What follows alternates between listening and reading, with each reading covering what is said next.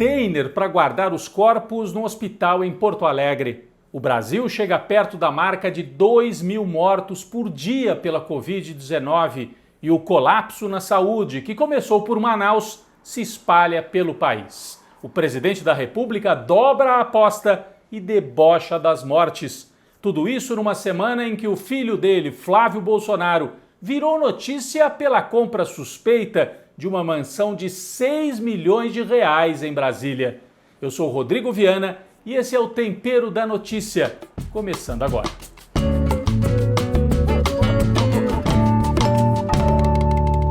Bom, essa é uma tática conhecida do Bolsonaro e do bolsonarismo.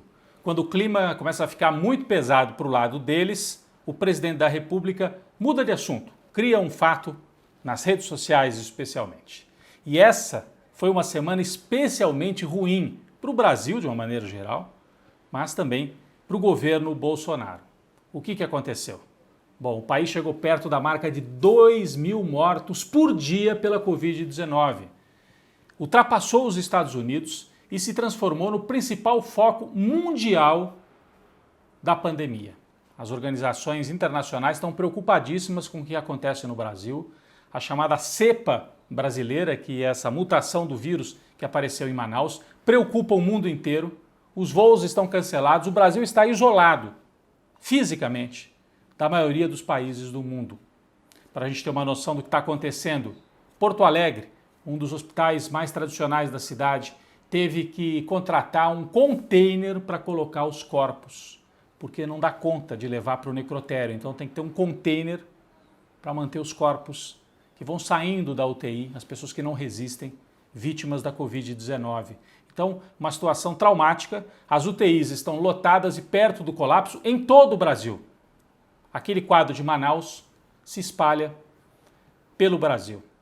E aí, a gente tem um momento em que o presidente da República fica acuado e quando é perguntado sobre a Covid-19, se sentindo pressionado, primeiro ele cancelou 2 vezes o pronunciamento que ia fazer na televisão, marcou 2 vezes e cancelou as 2 vezes.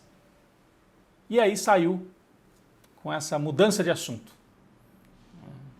debochando dos mortos, dizendo: vocês vão ficar chorando até quando? Chega de mimimi, estão pedindo que eu compre vacina, vou comprar onde? Na casa da sua mãe? Então esse é o presidente da República. Vamos ver um trecho de um desses vídeos do Bolsonaro. Chega de frescura, de mimimi, vão ficar chorando até quando?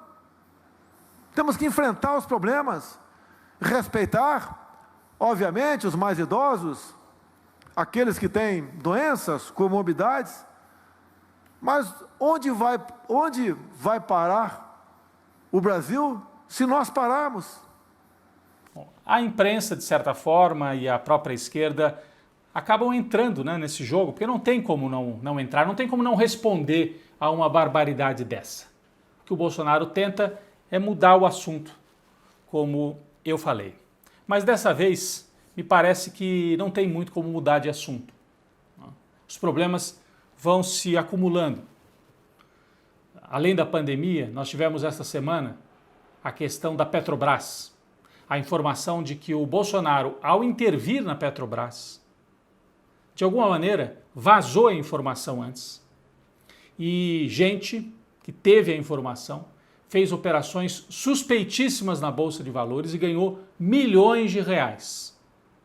É até meio difícil de entender para quem não acompanha, mas a Bolsa de Valores é um cassino, não é?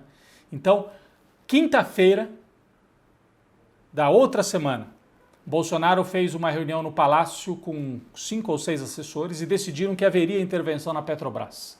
Terminada a reunião, 20 minutos depois, 2 compras gigantescas no mercado financeiro, as chamadas opções de compra.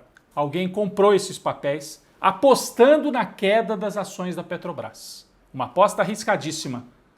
A pessoa só faria essa aposta com informação privilegiada. Quem vazou? De onde veio o vazamento?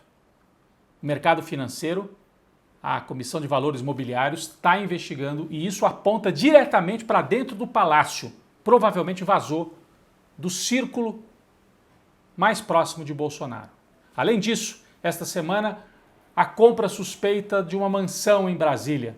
o filho de Bolsonaro, que acabou de ser ajudado, vamos dizer assim, pelo Superior Tribunal de Justiça, o STJ, no caso das rachadinhas, o STJ cancelou parte das investigações. O Flávio Bolsonaro, se sentindo muito poderoso e livre de qualquer problema, comprou uma mansão em Brasília por 6 milhões de reais, de forma muito suspeita. A escritura foi registrada num cartório lá longe de Brasília, provavelmente para não chamar a atenção. Só que a informação vazou. Não tem explicação. Ele deu 3 milhões de entrada e financiou mais 3 milhões. Primeiro que não tem explicação, ele não tem renda para esses 3 milhões de reais. Ele tinha declarado um patrimônio menor do que esse. O patrimônio inteiro dele era menor do que 3 milhões. De onde ele tirou 3 milhões para dar entrada? Segundo fato, o financiamento.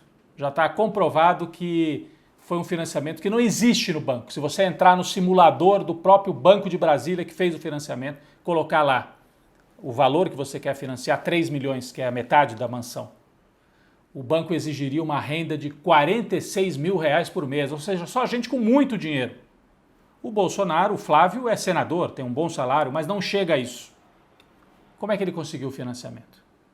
Então, nesta semana, cercado por todas essas denúncias e pelo caos da pandemia, o Bolsonaro vai para essa operação de tentar mudar, de tentar dizer que o problema é dos outros, que é mimimi, quem está reclamando da pandemia, e o Brasil tem mais de 260 mil mortos. Essa é a situação do nosso país. Ao mesmo tempo, um dado importante na Lava Jato. Toda semana, novas revelações. A defesa do ex-presidente Lula vai fazendo adendos, acrescentando na defesa lá no Supremo Tribunal Federal esses diálogos entre os procuradores de Curitiba, em alguns casos procuradores e o juiz Sérgio Moro, e esta semana vazou a voz do Deltan Dallagnol. Ele dizia, não, esses diálogos eu não reconheço, podem ter sido falsificados. Impossível. Ouçam só o Deltan Dallagnol falando com uma colega sobre a maneira como eles combinavam tudo, não só com o juiz Sérgio Moro, como com a outra juíza, aquela Hart, que também trabalhou na Operação Lava Jato e estava mancomunada, né? Era um conluio, uma conspiração com cartas marcadas para condenar o Lula mesmo sem provas. Isabel, falei com a Gabriela, perguntei dos casos, né? Perguntei primeiro do caso do sítio, se ela ia sentenciar, aí ela disse, olha, você está vendo esse negócio aqui na minha frente? Tinha uma pilha de papel grande na frente dela, eu falei, tô. Ela falou, o que você acha que é isso aqui? Aí eu, sei lá, chutei lá qualquer coisa, ela falou, isso aqui são as alegações finais do Lula, que estão lá com umas 1.600 páginas. Ela falou, olha, eu estou tentando fazer isso aqui, e está todo mundo esperando que eu faça isso, mas estou aqui, eu e o Thiago, e fora isso aqui, que é a sentença, eu tenho mais 500 casos conclusos para decisão. Que horas que eu vou fazer isso aqui? Só se eu vier aqui trabalhar da meia-noite às 6, tem todas as operações, tem as prisões que vocês pediram, tem isso, aquilo. Então ela tá assim bem, ela falou de um modo bem cordial, toda querida, com boa vontade, querendo fazer o melhor, mas ela tá assim bem assim esticada, assim, sabe? E aí ela disse que ela vai sentenciar o caso do sítio, mas o outro ela não tem a menor condição de sentenciar. A chance do Lula voltar ao jogo político cresceu. A suspeição de Sérgio Moro deve ser julgada nas próximas semanas no Supremo Tribunal Federal. As pesquisas mostram que Bolsonaro cai na aprovação popular, também pela questão da economia, porque o auxílio emergencial não chega. A gasolina, os preços explodem. Esta semana, inclusive, uma ação muito interessante dos petroleiros na Bahia, uma ação na rua para mostrar qual deveria ser o preço do litro da gasolina e do diesel, por volta de R$ 3,00, R$ 3,50 no máximo, se não fosse essa política maluca de reajuste diário, reajuste dolarizado dos preços. Isso veio depois da derrubada da Dilma. Isso para privilegiar os acionistas da Petrobras, e não quem tem que botar a gasolina ou o diesel no caminhão, no carro, na moto. Os petroleiros fizeram esta ação na Bahia. O Bolsonaro, pela primeira vez numa pesquisa, caiu abaixo de 30% de aprovação, ótimo e bom. A pesquisa do Instituto IPEC, um instituto formado por estatísticos que saíram do IBOP, Então, um instituto sério. Caiu abaixo de 30%. Quem segura o Bolsonaro? Os evangélicos. Entre o setor evangélico neopentecostal, ele ainda tem muito apoio. Agora, se depender só das mulheres, o Bolsonaro já estaria fora do poder. As mulheres são o grupo que mais se opõe ao Bolsonaro. E aí a gente manda também um alô especial para as mulheres essa semana. 8 de março, dia de luta, dia internacional da luta das mulheres. E se depender delas, o Bolsonaro nem chega até 2022.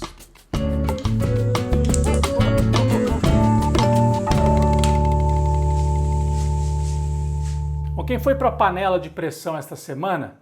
Filho 01 do presidente da República, o que já é uma loucura, né? O sujeito se refere aos filhos por números, mas eles gostam mesmo, pelo menos o 01, não de números, mas de numerário. Flávio Bolsonaro comprou essa mansão em Brasília por 6 milhões de reais, estava se sentindo muito poderoso, né? Tinha sido liberado pelo STJ das investigações da rachadinha lá no Rio, achou agora que vale tudo, que pode qualquer coisa. A história vazou.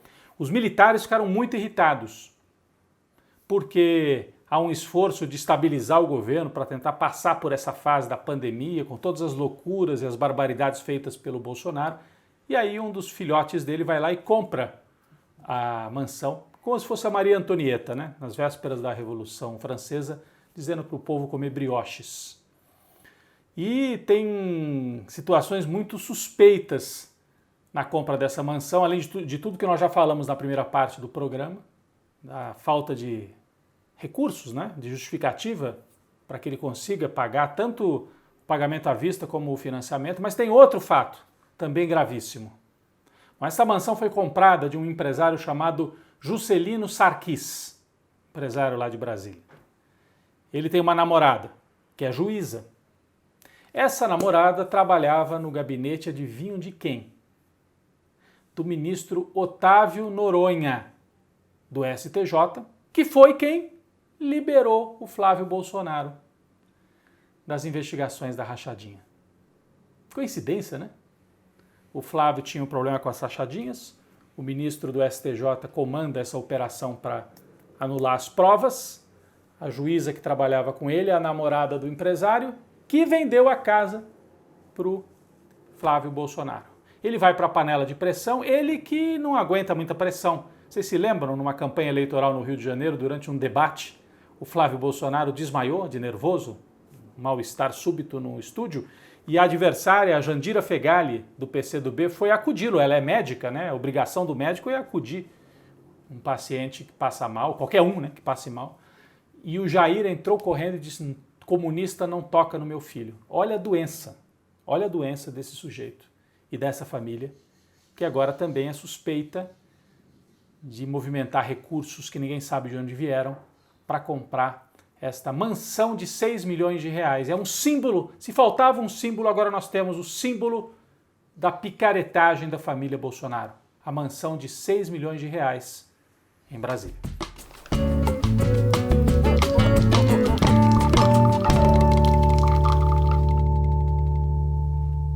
Bom, o nosso cafezinho essa semana vai para aquelas e aqueles artistas que nos trazem um pouco de esperança no meio desse caos no Brasil.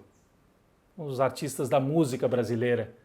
Tereza Cristina, por exemplo, ao longo da pandemia fez lives, né, transmissões diárias com samba, com conversa, com a cultura brasileira. E isso ajuda demais a passar por esse momento difícil. Mas o cafezinho vai especialmente para aqueles que nas últimas semanas receberam a vacina. Isso também nos enche de esperança. No Rio de Janeiro, por exemplo, Nelson Sargento, com mais de 90 anos, recebeu a vacina e é uma imagem de vida, né, nesse momento tão difícil. O Nelson Sargento, que é o autor daquela música famosa, entre tantas outras, né? Samba, agoniza, mas não morre, alguém sempre te socorre antes do suspiro derradeiro. O Brasil precisa ser socorrido, né, antes do seu suspiro derradeiro. E esta semana, na última, 2 imagens do Caetano Veloso recebendo a sua vacina também no Rio e Paulinho da Viola, que ao ser vacinado tirou a fotografia e fez uma postagem na rede social. A alegria de ser vacinado hoje contrasta com a tristeza de saber que a cada dia tantas vidas estão sendo perdidas. A única ferramenta que temos são os cuidados e a vacina. Não deixe de se vacinar quando chegar a sua vez. Eles estão fazendo o papel que o governo não faz, o governo federal. Né? O Paulinho da Viola, que é o autor daquela música também muito conhecida, faça como um velho marinheiro, que durante o nevoeiro leva o barco devagar. Então nós temos que passar por esse nevoeiro com cuidado, mas com muita firmeza, inspirados pelo Paulinho da Viola, pelo Nelson Sargento, pelo Caetano, pela Tereza Cristina e por tantos outros. Um cafezinho para os artistas brasileiros. Mas não me altere o samba tanto assim. Olha que a rapaziada está sentindo a paz.